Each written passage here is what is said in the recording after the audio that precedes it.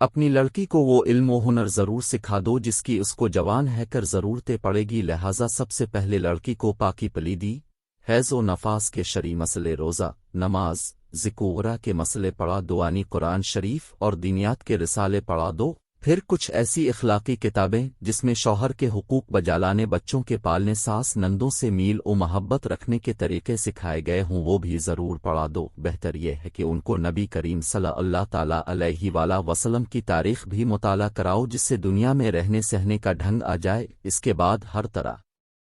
کا کھانا پکانا، بقرن ضرورت سینہ پرونا اور دوسری زنانہ دستکاری اور سوئی کا ہنر ضرور سکھاؤ، کیونکہ سوئی ہی وہ چیز ہے جس کی ضرورت مرنے کے بعد بھی پڑتی ہے، یعنی مردہ سلا ہوا کفن پہن کر قبر میں جاتا ہے۔ سوئی عورتوں کا خاص ہنر ہے کہ اگر خدا نہ کرے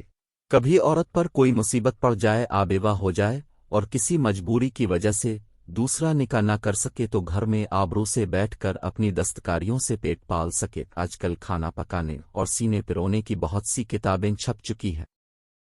چنانچہ دہلی کا باورچی خانہ، خان نعمت، خان یغما کھانے پکانے کے ہنر کے لیے ضرور پڑھا دو، بلکہ ان سے ہر طرح کا کھانا پکوال۔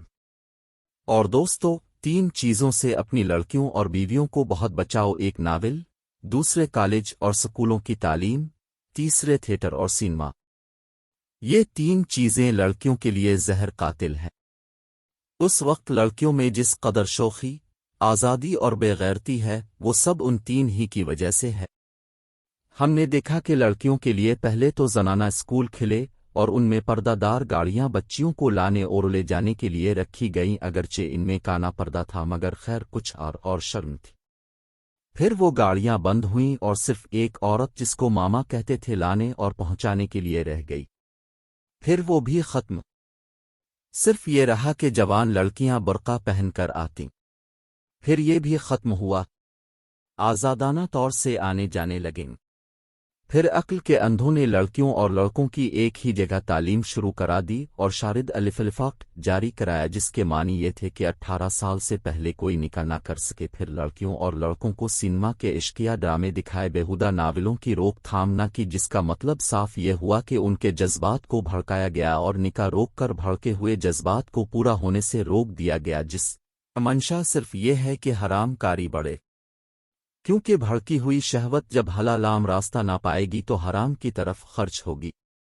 اور ایسا ہو رہا ہے۔